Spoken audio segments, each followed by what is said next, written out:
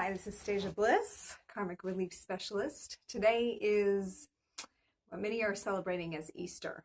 And I want to say a word or two about resurrection, about Jesus, and about immortality. So some of these are my favorite subjects. Jesus has been coming up a lot in the household lately.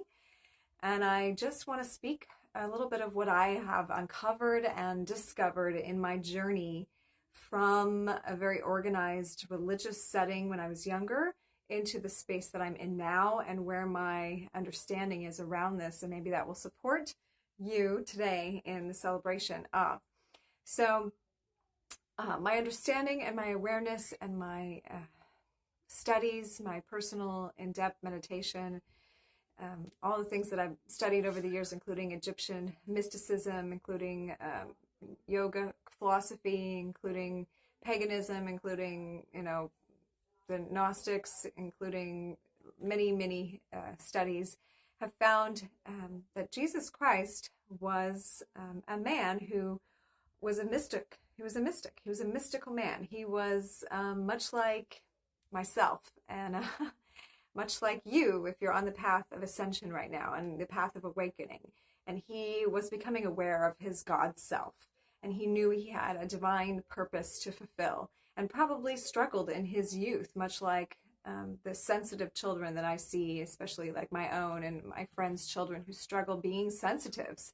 They're sensitive to the divine energy that they are carrying in their body, the awareness that they have of the truth of who they are and how to fit that into this reality. And luckily, like for my children and some of my very conscious friends' children, they have conscious people around them that know they're bringing in this vital information, like the family of Jesus knew that he was bringing in vital information. And, I read a really great account called Anna, Grandmother of Jesus, a very awesome book, one of my favorite books ever. Claire something is the author.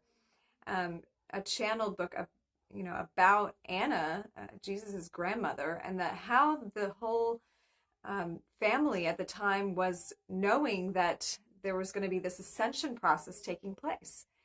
And it gives me chills because I feel like it's like, again, happening.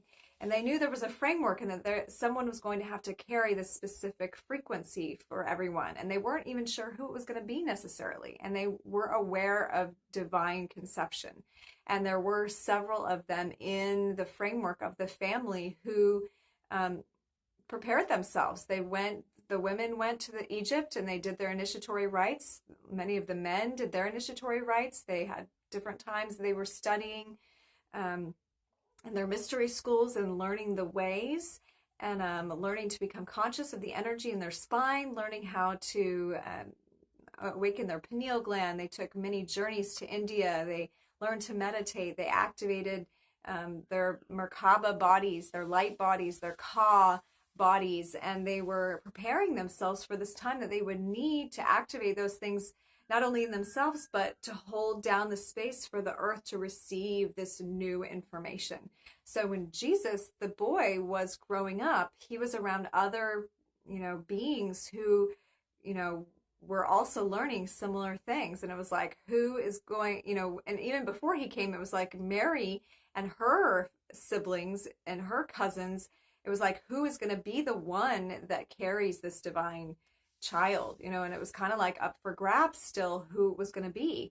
And, not like the Bible tells the story. In this account, it's like they very much knew that this was going to happen and they prepared themselves. Even Anna, Jesus's grandmother, she prepared herself. She lived like 600 years and did, different rites of immortality to keep her body sustained. And she would go back and forth into underground places where the scrolls were kept, and she would, keep scroll, and she would do longevity practices for her body. She would use the tunnels between her, where they were, and Ireland and, Egypt and Canaan there, and all the different places that to travel around, and so that she would disappear at times where it would seem weird that she was, not aging or not, like the same as everybody else.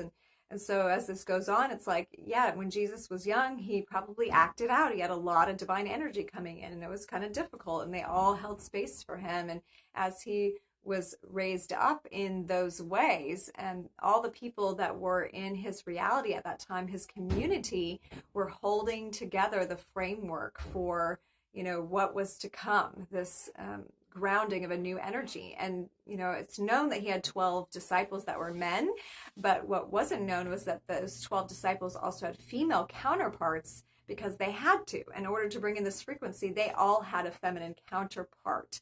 It was a masculine feminine team, and Jesus was a masculine feminine team. Him and Mary Magdalene, they were like templating the divine frequency of the masculine feminine, and they came together to strengthen his Ka body so that he could do the ascension process. It's really exactly like we're doing now. We're just doing another octave of it. So the 12 disciples were like the 12 twin flame activators, and he and Mary Magdalene were like the twin flame activators, and they in sacred union came together and used the energy of their union, magnetized the energy in the spine, used the alchemical practices of Horus and Isis to raise the Kundalini and send their intention of sacred sexuality into their field to strengthen his Ka body.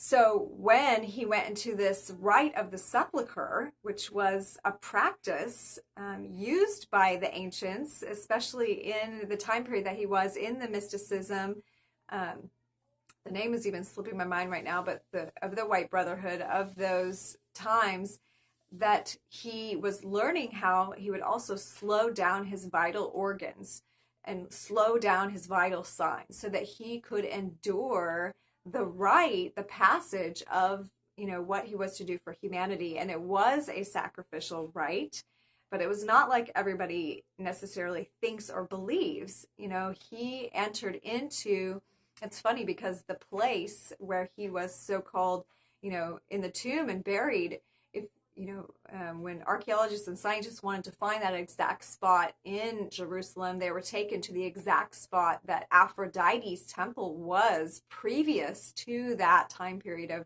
Christianity springing up. So when I look at that, I think, okay, so Divine Mother, the goddess energy, first kind of like initiated that temple as the feminine. And then Jesus, in his rite of the sepulchre, he went through a underworld experience. He took his, consciousness down into the depths to clear his karma, and not only just his karma, the karma for the planet at that time. And he was bringing in a new masculine template, which actually ended up tipping things to, I know he wasn't the only one, but you definitely see how the patriarch then came to be, risen up in that way after, all of that took place. So we went from the goddess temple to the masculine, to this very masculine dominated Christianity after that. And it's almost like they were trying to merge the two.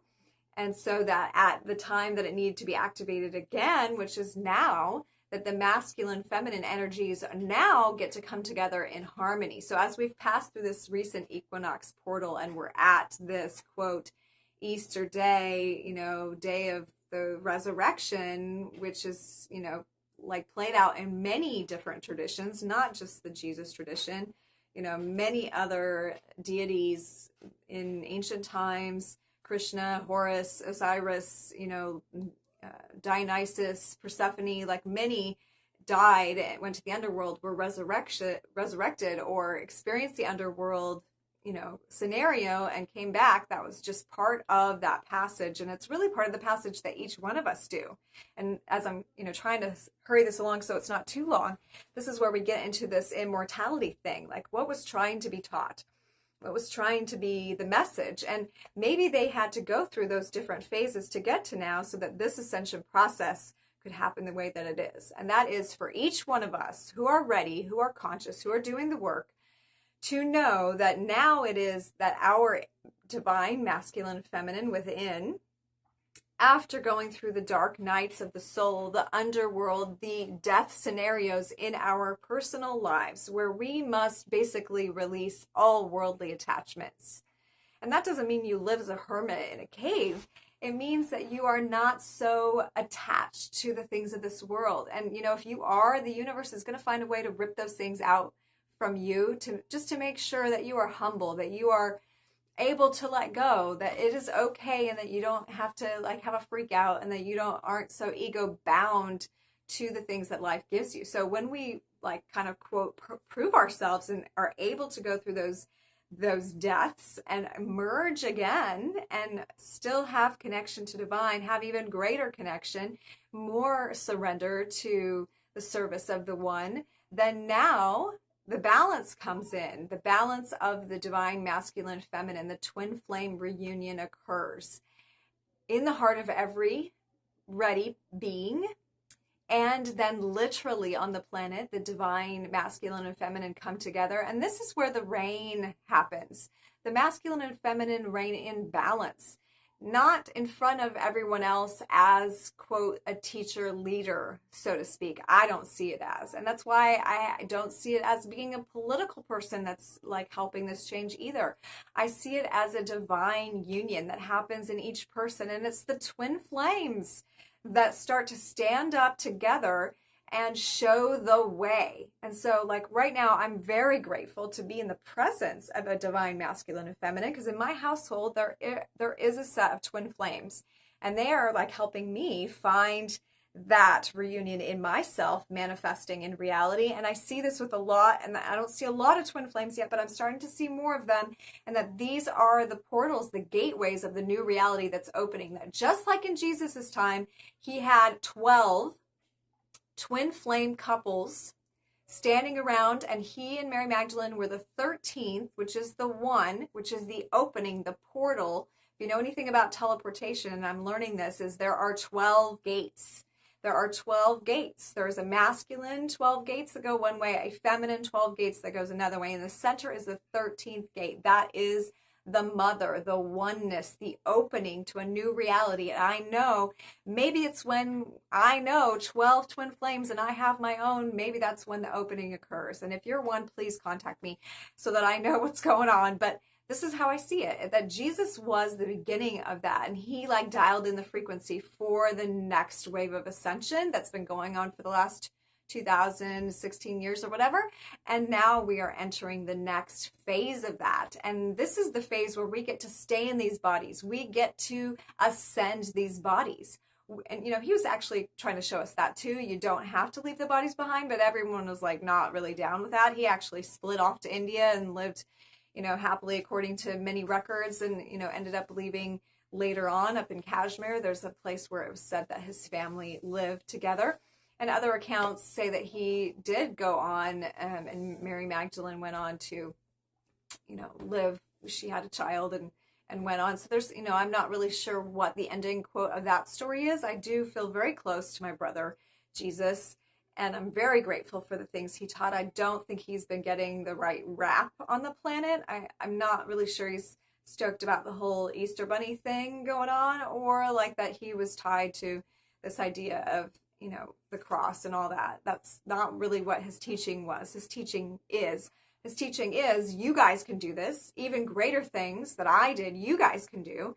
And certainly death you can conquer, because this is just an illusion of the mind. We are eternal beings. We are immortal. We are boundless, timeless, limitless. And now we just need to tap into that and realize the truth of who we are by merging that inner divine masculine feminine qualities, by holding that place of intuitive, frequency, of knowing, of creativity, of being able to bring that out into the world and in a way that connects us with one another, not just staying so inward and not just staying outward, and being able to do that in a way that we can create the new earth together. So I got to do another video about what the steps of that is, but I really just wanted to do a shout out today on the resurrection, that each and every moment now we are resurrecting our divine immortal beings. We are resurrecting old awarenesses, eternal awarenesses, that we don't have to, die anymore. We don't have to be sick anymore. We don't have to have the old authority systems over us anymore. We can be self-sovereign. We can lead this thing from the heart. And I do believe that it's in union with other divine beings. It begins in community, not just as one leader stepping forth and leading the way, but communities templating the way, which I believe Jesus and his family and their whole thing was templating the way. So we are beginning to template the way. So I'm calling in the template. I'm already got one going on here. We've got one divine couple. I'm feeling like this thing growing. I'm feeling my own getting closer as I'm bringing that awareness together, and I'm saying yes to that inside, yes to the sacred union. And I'm clearing the way for myself, and I'm asking you to do this with me, if you're there with me on any level, to clear the way in yourself, that any blocks that are keeping you from being that divine, resurrected, immortal version of yourself that is with your divine counterpart within and without. And let's do this together so we open the portal to the new reality. And it's not like a woo-woo idea. Like mystical, magical things happen when you believe that these interchanges can affect reality in an instant. So a lot of people are telling me, oh, we got to have stages. We got to have progress in this thing. What's the next step? What the next step is? And I'm like, the next step is to get it together in here. And make sure your mirror person is really your mirror person. If you're with somebody that's taking you out of the truth of who you are, taking you away from community, taking you away from loving yourself, from being able to speak your truth and sing and shine your light, you are not in the right relationship. Now, relationships, I'm not saying they're going to be easy, but they should bring out the best in you. They should bring out the best in you. You can have hard moments, but they should not be like moments that tear you down, that take you away from the truth of who you are. So I'm giving a shout out to relationships right now to transcend. This is not like a breakup call, but this is really looking in the mirror and seeing like, I'm manifesting me in another form. It's me in another form. And community is me in another form, fractaled out in a beautiful pattern. It's so awesome. I love my community. I'm so grateful.